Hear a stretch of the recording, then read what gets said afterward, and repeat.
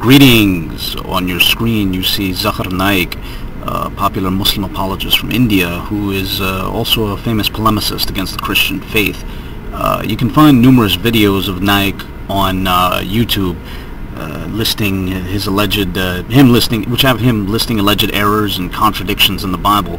The clip I'm about to show is from his debate with William Campbell from about 11 years ago. I'm actually planning on making a much larger video on the subject of how Naik approaches the Bible and the Quran and in light of science, but in the meantime I wanted to make this short video to get across the basic themes which I'll cover in that forthcoming video, inshallah. With all due respect to Naik, I feel that there's an overt duplicity in how he treats the Bible and the Quran. He employs a double standard when dealing with the Quran, where he'll consult the Arabic text and try to interpret it in light of science. But when it comes to the Bible, that approach is scrapped, and instead he makes no recourse to the Hebrew or Greek text and works strictly from translations.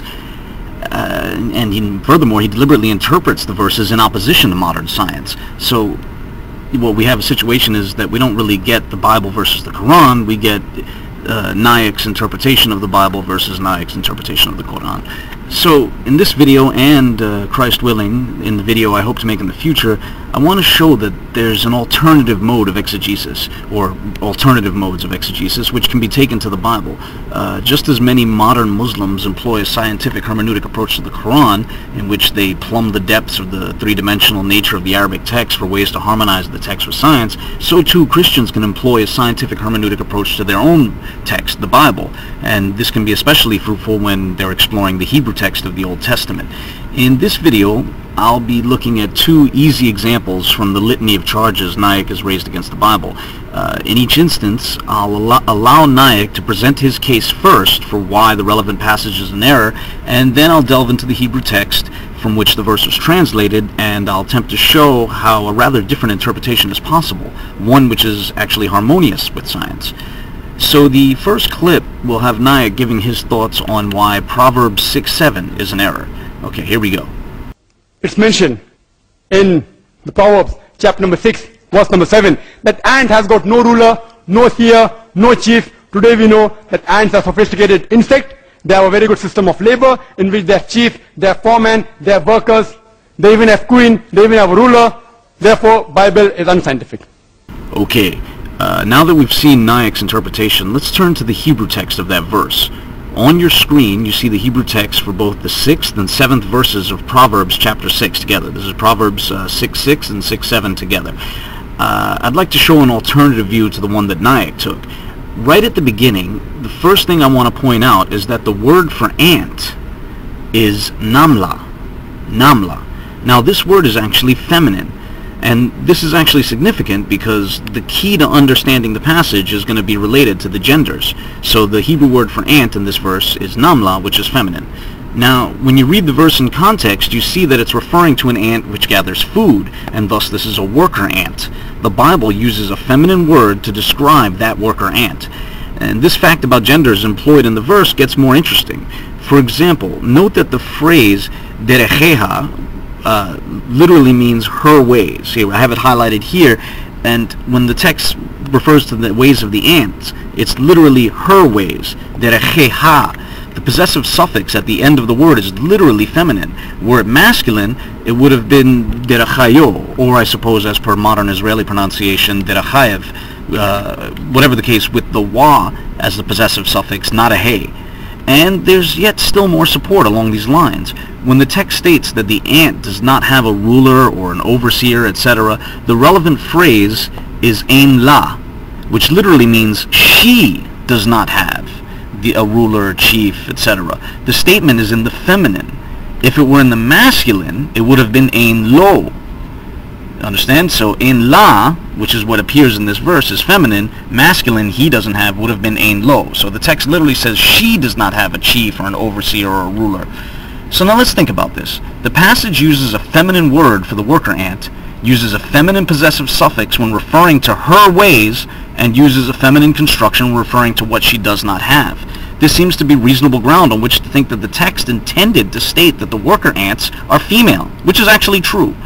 And it is worth And it's with this point that we can now get to the part which states that the female worker ant has no ruler, overseer, or chief, or whatever.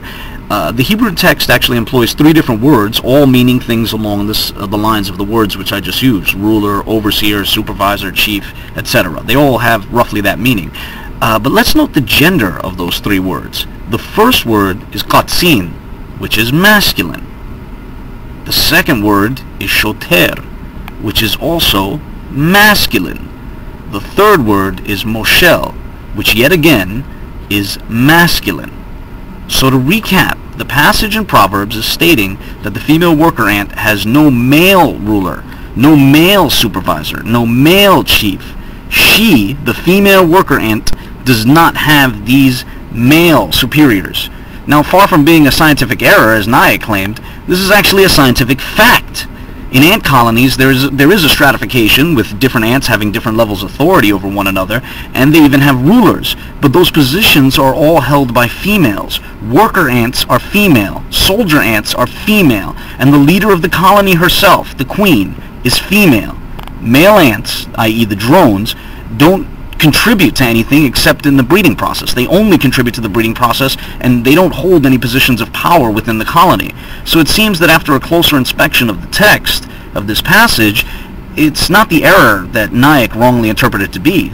On the contrary, it's actually stating something fascinating, a scientific fact that's quite amazing if you ask me. And now, having established that, I'd like to turn to the second example. In this next clip, ZAKIR NAIK is going to attempt to explain why Leviticus 11:20 contains a scientific error. Have a look. Of Leviticus, chapter number 11, verse number 20, among the abomination things, fowls with 4 feet. They are an abomination. And some scholars say that fowl is the wrong translation of the Hebrew word uf. In King James, it should be insect or winged creature. And in New International Version, it says winged creature.